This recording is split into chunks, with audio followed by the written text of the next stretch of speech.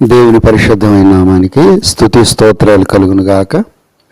ఈ వాక్యం వింటున్న ప్రతి ఒక్కరికి కూడా మన ప్రభు అయిన యేసుక్రీస్తు పేరిట వందనాలు తెలియజేస్తూ దేవుని వాక్యం చదువుకుందాం. యోనా గ్రంథం 1వ అధ్యాయం 1-2 వచనాలు చదువుకుందాం. యెహోవా వాక్కు అమిత్తయి కుమారుడైన యోనాకు ప్రత్యక్షమై ఇలాగ సెలవిచ్చాను, నినివే పట్టణస్థుల దోషము నా దృష్టికి ఘోరమాయను గనుక నీవు లేచి నినివే మహాపట్టణమునకు పోయి దానికి దుర్గతి కలుగునని ప్రకటన. చూసినట్లయితే ఒకానొక దినాన దేవుడు యోనా అనేటువంటి ఒక ప్రవక్తకు ప్రత్యక్షం కావటం జరిగింది. ప్రత్యక్షమైన తర్వాత దేవుడు మాట్లాడుతున్నాడు యోనాతోటి. ఏమని మాట్లాడుతున్నాడంటే, యోనా నువ్వు లేచి నినివే పట్టణానికి వెళ్ళు. ఎందుకనంటే మరి ఆ నినివే పట్టణస్థులు నా దృష్టికి ఘోరమైనటువంటి పాపం చేశారు.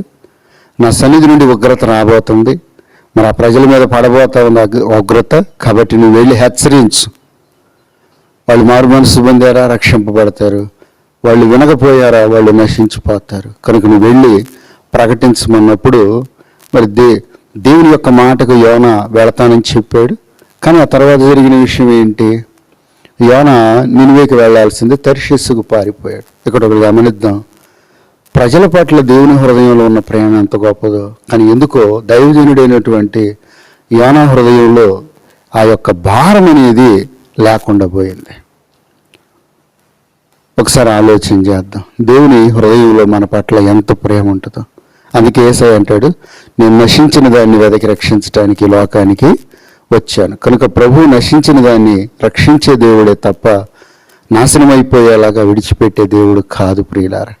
ఆ తర్వాత జరిగింది ఏంటంటే, యోనా తర్షీసుకు వెళ్ళేటప్పుడు ఆ సముద్రంలో పెద్ద తుఫాన్ రావటం, అక్కడి నుండి యోనాను సముద్రంలో పడవేసి చేప కడుపులో చేప మింగేటట్లు చేశాడు.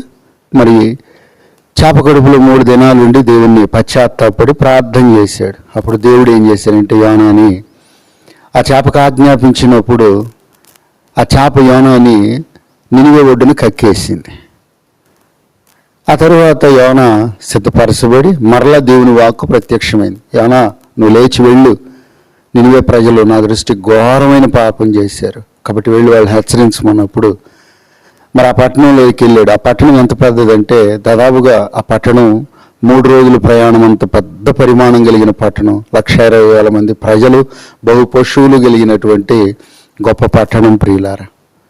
మరి యోనా ఒక రోజంతా కూడా ఆ పట్టణంలో సంచరిస్తూ ప్రకటిస్తా ఉన్నాడు, ఇదిగో ఇక 40 రోజుల్లో దేవుని ఉగ్రత ఈ పట్టణం మీదకి రాబోతుంది, మీరు చేసిన పాపాల విషయమై కూడా దేవుని సన్నిధిలో పశ్చాత్తాపడండి అని చెప్పేసి యోనా ప్రకటన చేయటం ప్రారంభించాడు ప్రియులారా.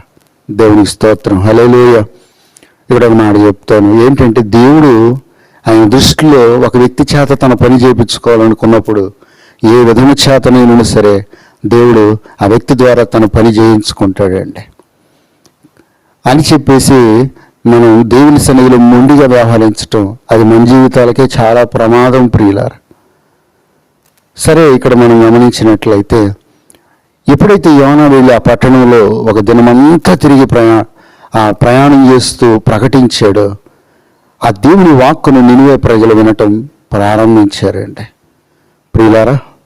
3 రోజులు ప్రయాణం చేసి ప్రకటించాల్సినప్పటికీ కూడా యోనా ఒక్కరోజు ప్రయాణం చేసి ప్రకటించాడు.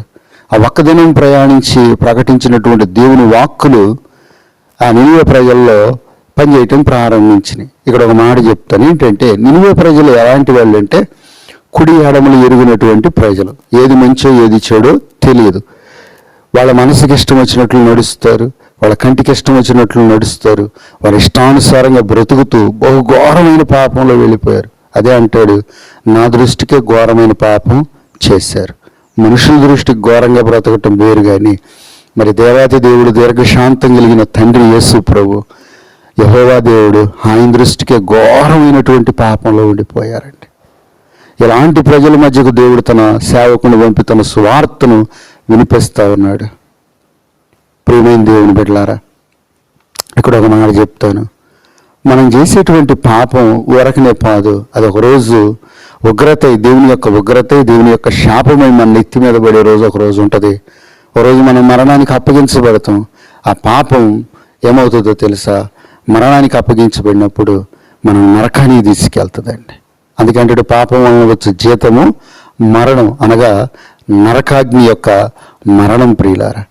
అదిగో ఆ మరణాన్ని, ఆ నరకాన్ని తప్పించుకొని మనం నిత్య జీవానికి వెళ్ళటానికే యేసుక్రీస్తు ప్రభు ఈ లోకానికి వచ్చి తన ప్రాణాన్ని కలువరి శిలువలో అర్పించి మనందరి పాపముల కొరకు ఆయన అప్పగించబడ్డాడు. ఆయన శిలువ త్యాగం చేత, బలి చేత, ఆయన రక్తం యొక్క ధారల చేత మనం రక్షించేమైనటువంటి దేవుని బిడ్డలారా, మనందరం కూడా మన పాపాలు ప్రభు రక్తంలో కడుక్కోవాలి.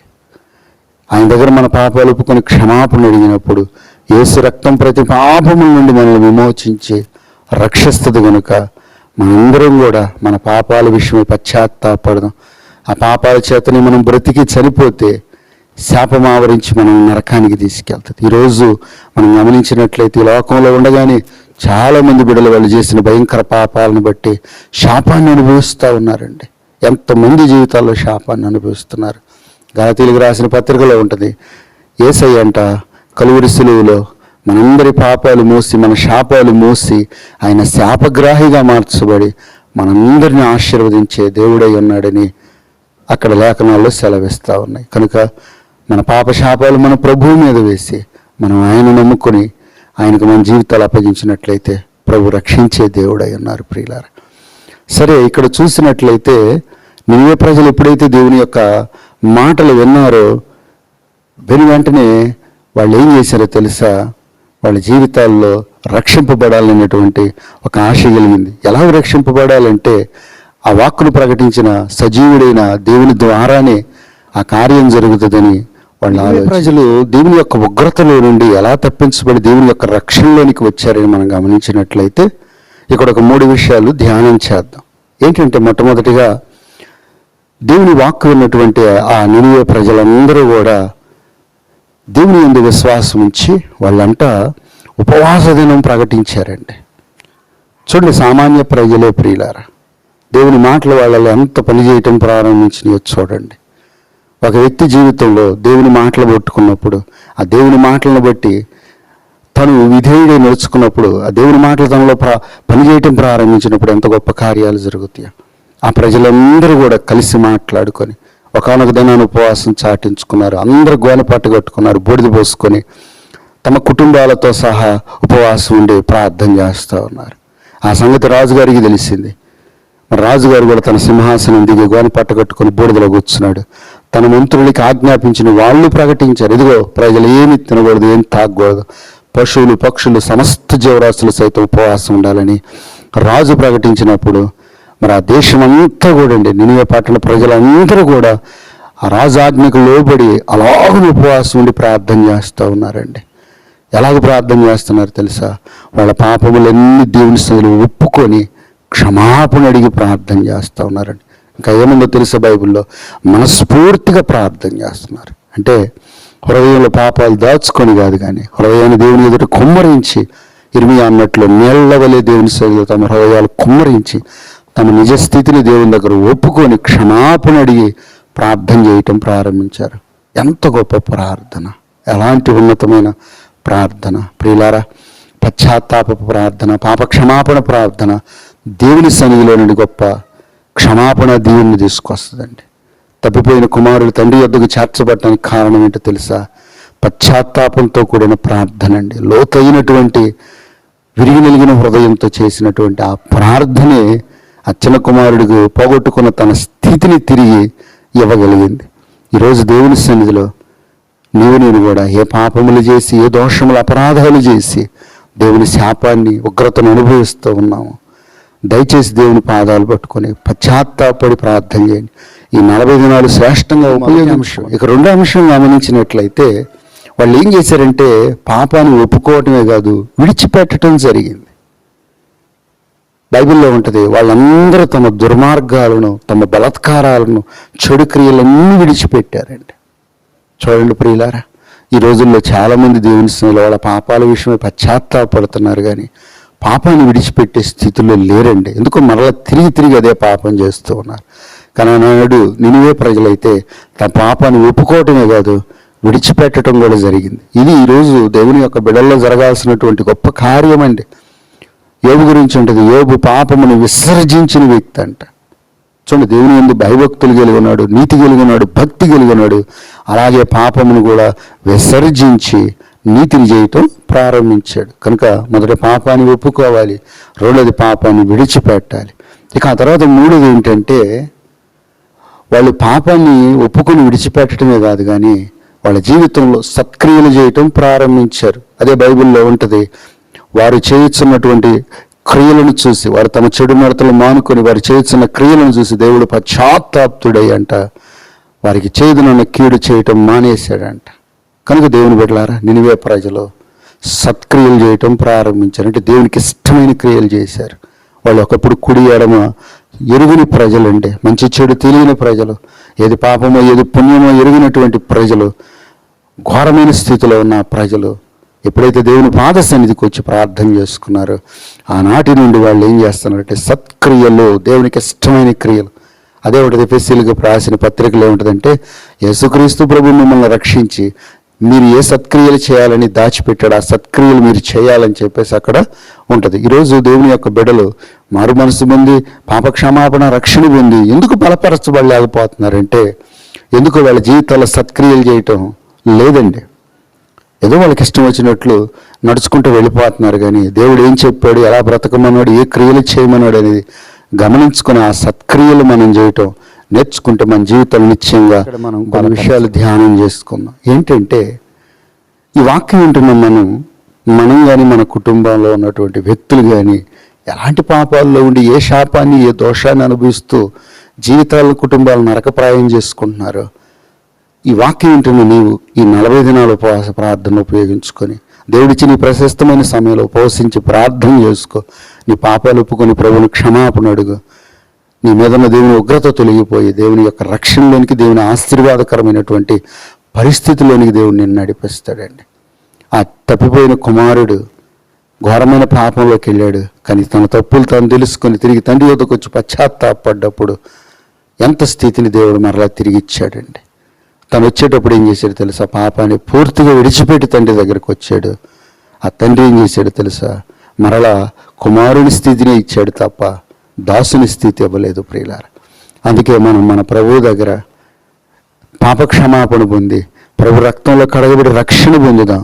నిత్యరాజ్యానికి పరిశుద్ధ గ్రంథంలో ఆదికాండంలో 6వ అధ్యాయం నుంచి మనం గమనించుకుంటూ వచ్చినట్లయితే, దేవుడు నోవాహు కాలంలో నోవాహు ప్రత్యక్షమే మాట్లాడటం ప్రారంభించాడు. ఎందుకంటే దేవుడు నరులను సృజించిన తర్వాత భూమి మీద విస్తరించిపోయారు. నరులంట తమ మార్గాలన్నీ దేవుని యొక్క మార్గం చెరిపి వేసుకొని తమ ఇష్టానుసారంగా జీవించి బలత్కారులు అయిపోయారు, భయంకర ఘోర పాపాల్లో పడిపోయారు.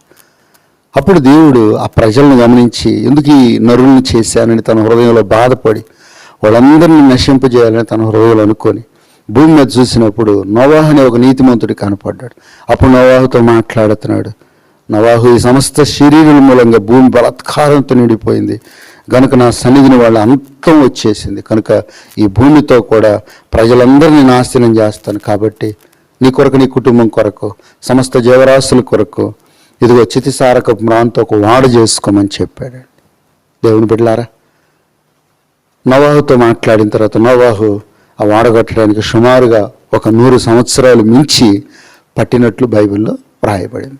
ఈ 100 సంవత్సరాల్లో కూడా దేవుడు తన పరిశుద్ధాత్మ ద్వారా ప్రజలతో మాట్లాడుతూ ఉన్నాడు.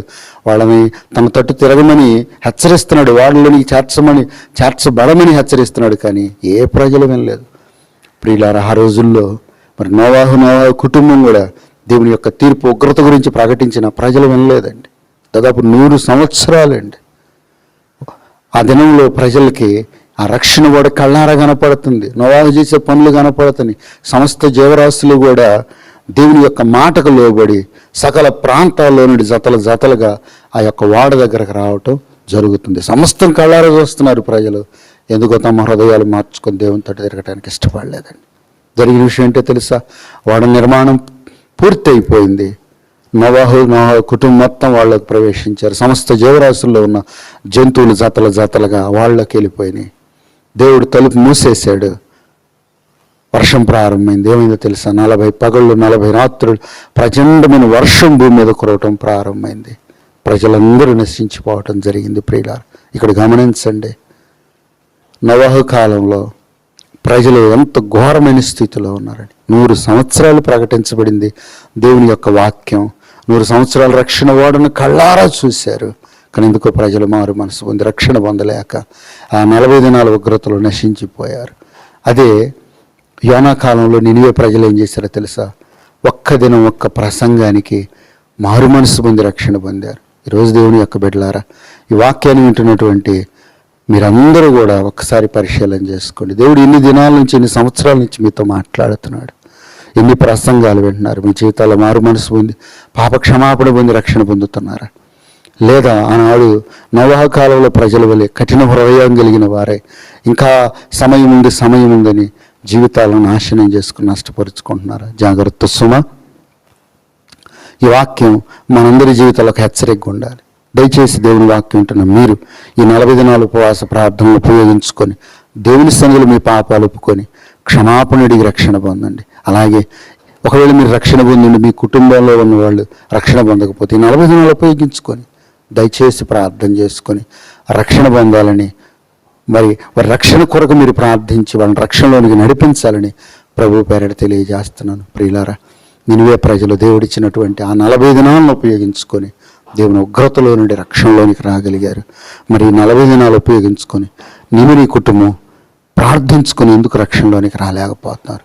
దయచేసి సమయాన్ని ఉపయోగించుకొని రక్షింపబడదా? దేవుడి మాటలు మనలో ఫలభరితంగా మార్చునుగాక.